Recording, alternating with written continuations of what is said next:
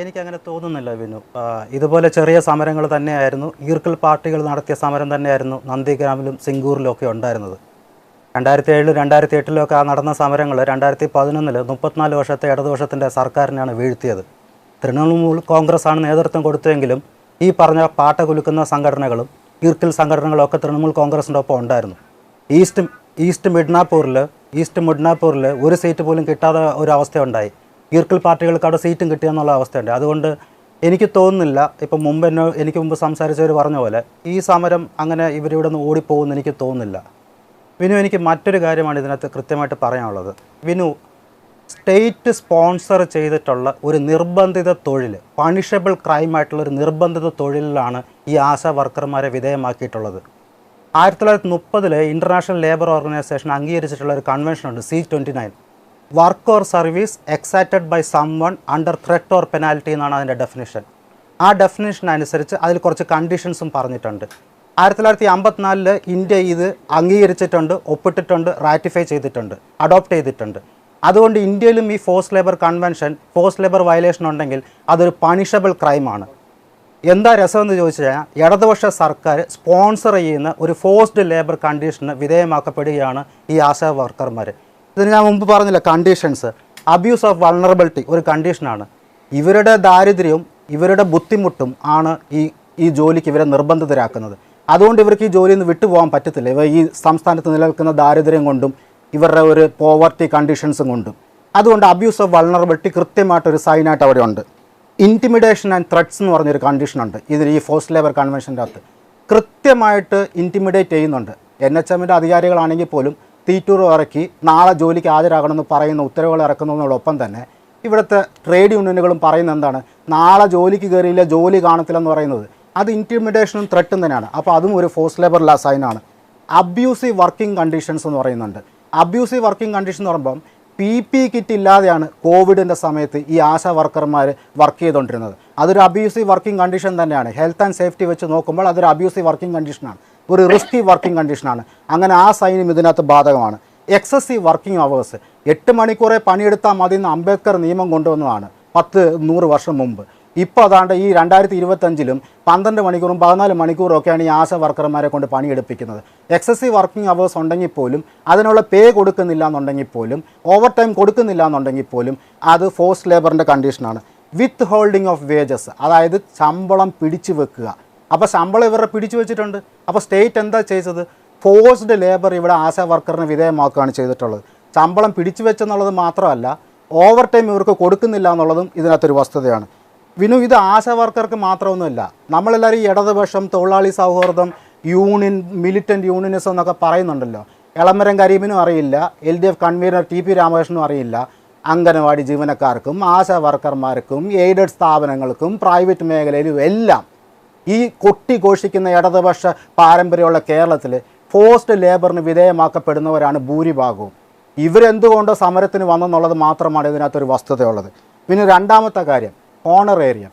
Honorarium ഇവർക്ക് കൊടുക്കുന്നത് ഈ 7000 രൂപ എന്നുള്ള നക്കാപ്പിച്ചയാണ്. ഇവർ ചോദിക്കുന്നത് കൂലിയാണ്. അപ്പോൾ കൂലി ചോദിക്കുമ്പോൾ കൂലിയാണ് കൊടുക്കേണ്ടത്. ഹോണറേറിയം KV തോമസിന് ചിലപ്പം 10 രൂപ കിട്ടിയാലും കുഴപ്പമില്ല, 1 ലക്ഷം കിട്ടിയാലും കുഴപ്പമില്ല. അദ്ദേഹത്തിന് വേറെ പെൻഷനുണ്ട്, പല പെൻഷനുകളുണ്ട് അദ്ദേഹത്തിന്. അതുപോലെ വേണു രാജാമണി കുറച്ച് നാൾ ഉണ്ടായിരുന്നല്ലോ ഡൽഹിയിൽ, അദ്ദേഹത്തിനും പല പെൻഷനുകളുണ്ട്. അപ്പോൾ അദ്ദേഹത്തിന് ഹോണറേറിയം ഉണ്ടെങ്കിലും കുഴപ്പമില്ല, ഇല്ലെങ്കിലും കുഴപ്പമില്ല. അതുപോലെ സമ്പത്ത് അദ്ദേഹം ഉണ്ടായിരുന്നു, അദ്ദേഹത്തിനും പല പെൻഷനുകളുണ്ട്. അപ്പോൾ അദ്ദേഹത്തിന് ഹോണറേറിയം ഉണ്ടെങ്കിലും കുഴപ്പമില്ല, ഇല്ലെങ്കിലും കുഴപ്പമില്ല. പക്ഷേ ഇവരെ സംബന്ധിച്ച് കൂലി ചോദിക്കുമ്പോൾ പകരം ഹോണറേറിയം കൊടുത്തിട്ട് അതും നക്കാപ്പിച്ച കൊടുത്തിട്ട് ഇവരെ ഈ ഫോഴ്സ്ഡ് ലേബറിന് വിധേയമാക്കുകയാണ് ചെയ്തുകൊണ്ടിരിക്കുന്നത്. അത് വിനുവിനൊരു കാര്യം അറിയാമോ? ഈ 2024 ഒക്ടോബറിൽ സംസ്ഥാന സർക്കാർ ഇറക്കിയിട്ടുള്ള മിനിമം വേജസിൻ്റെ പല കാറ്റഗറിയിലുള്ള ജോബ്സിൻ്റെ മിനിമം വേജസ് ഞാൻ എടുത്തു നോക്കി. 526 തൊട്ട് 1025 വരെ ഉള്ള ബ്രാക്കറ്റാണ് ഈ മിനിമം വേജസ് പല കാറ്റഗറിയിലുള്ള ജോലിക്കാർക്ക്. ഇവർക്ക് എത്ര കൊടുക്കുന്നത്? 233 രൂപ. അപ്പോൾ ഇതെങ്ങനെ മിനിമം വേജസ് പോലും പാലിക്കാത്ത ഒരു ഇടതുപക്ഷ സർക്കാരാണ് ഈ മാധ്യമങ്ങൾക്കെതിരെയും ഈ സമരം ചെയ്യുന്നവർ ഈർക്കിൽ പാർട്ടികൾ നേതൃത്വം കൊടുക്കുന്ന സമരം എന്ന് പറഞ്ഞ് കളിയാക്കുന്നത്. പിന്നെ വേറൊരു കാര്യമുണ്ട്. ഞാൻ കഴിഞ്ഞ ദിവസം ഒരു ലിസ്റ്റ് വായിച്ചല്ലോ, ഈ IAS നോൺ IASകാരുടെ ലിസ്റ്റ് വായിച്ചല്ലോ. പിരിഞ്ഞു പോയതിന് ശേഷം, റിട്ടയർഡ് ആയതിനു ശേഷം പുനർനിയമനത്തിൽ 1 ലക്ഷം തൊട്ട് 6 ലക്ഷം രൂപ വരെ ശമ്പളം വാങ്ങിക്കുന്ന IAS നോൺ IAS 10-20 പേര് ഈ സംസ്ഥാനത്ത് ഇപ്പോഴും പുനർനിയമനത്തിലുണ്ട്. അവർക്ക് 1 ലക്ഷം തൊട്ട് 6 ലക്ഷം രൂപ വരെ മാസ ശമ്പളം കൊടുത്തുകൊണ്ടിരിക്കുക. അത് ശമ്പളമാണോ ഓണററി ആണോ എന്താണെന്ന് എനിക്കറിയില്ല. അത് അവർ കൈപ്പറ്റുന്നുമുണ്ട്. ഇതുകൂടാതെ മറ്റ് സൗകര്യങ്ങളുണ്ട്. ഇവരെന്താണ് ചോദിക്കുന്നത്? ഞങ്ങൾക്ക് 1 ടൈം സെറ്റിൽമെൻ്റ് ആയിട്ട് പിരിഞ്ഞു പോകുമ്പോൾ ഞങ്ങൾക്ക് 1 ടൈം സെറ്റിൽമെൻ്റ് ആയിട്ട് ഒരു 5 ലക്ഷം രൂപ തരണം എന്നുള്ളത് മാത്രമാണ് ചോദിക്കുന്നത്. അതായത് ഇവരെ തൊഴിലാളിയായിട്ട് പരിഗണിക്കില്ല, ഇവർക്ക് ESI ഇല്ല, ഇവർക്ക് PF ഇല്ല, ഇവർക്ക് പിരിഞ്ഞു പോകുമ്പോഴുള്ള ബെനിഫിറ്റുകളില്ല, ഇവരുടെ ഹോണറേറിയം കൂട്ടി കൊടുക്കത്തില്ല. ഇവർ ചോദിക്കുന്ന എത്രയാണ്? വെറും 21,000 രൂപ.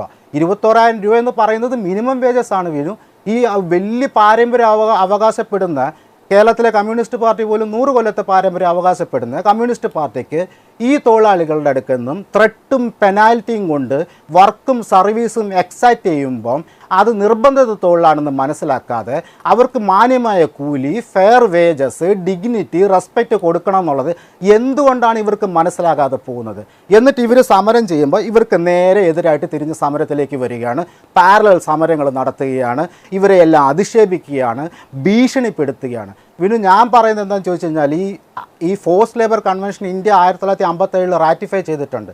സത്യത്തിൽ ഈ സംഘടന ഇപ്പോൾ ഈ സമരം ചെയ്യുന്നവർ ഈ സമരത്തിനെ മുൻനിർത്തിക്കൊണ്ട് ഇന്ത്യൻ സർക്കാരിനെതിരെയും കേരള സർക്കാരിനെതിരെയും ഈ ഫോഴ്സ് ലേബറിന് ഞങ്ങൾ സബ്ജക്റ്റഡ് ആവുകയാണെന്ന് പറഞ്ഞ് പെറ്റീഷൻ പോവുകയാണ് ചെയ്യേണ്ടത്, കേസ് നടത്തുകയാണ് ചെയ്യേണ്ടത്. കാരണം സ്റ്റേറ്റാണ് ഇതിനകത്ത് പ്രതി, സ്റ്റേറ്റാണ് ഇതിനകത്ത് മിനിമം വേജസ് കൊടുക്കാത്തത്, സ്റ്റേറ്റാണ് ഇവരുടെ എടുക്കുന്ന സർവീസ് എടുത്തിട്ട് ഇവർക്ക് PF ESI കൊടുക്കാത്തത്.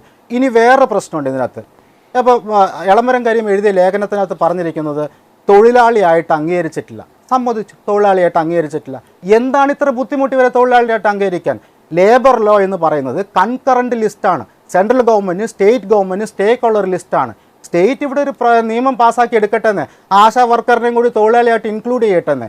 വിനു 800 രൂപ തൊട്ട് 1000 രൂപ വരെ അന്യ സംസ്ഥാന തൊഴിലാളികൾക്ക് ഇവിടെ മിനിമം കൂലി കിട്ടുമ്പോഴാണ് കേരളത്തിൽ 12-14 മണിക്കൂറും പണിയെടുക്കുന്ന ആശാ വർക്കർമാർക്ക് 233 രൂപ മാത്രം കൊടുത്തിട്ട് അതേതോ വലിയ കാര്യമാണെന്നുള്ള രീതിയിൽ വലിയ വായ്ത്താരി പറഞ്ഞുകൊണ്ടിരിക്കുന്നത്. നാണമില്ല ഈ ഇടതുപക്ഷ യൂണിയനും ഇടതുപക്ഷ സർക്കാരിനും ഇവരെക്കുറിച്ച് ഇങ്ങനെ പറഞ്ഞുകൊണ്ട് നടക്കാൻ?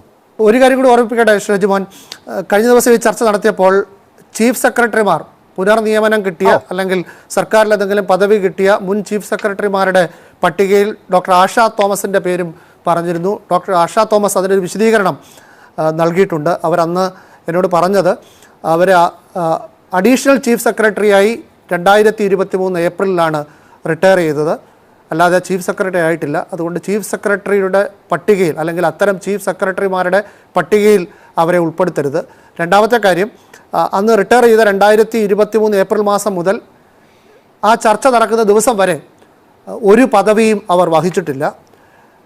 പിന്നീട് അവർ പറയുന്നു, as you might have seen in the newspapers, there has been a decision in cabinet last week to appoint me as chairperson Kerala RERA.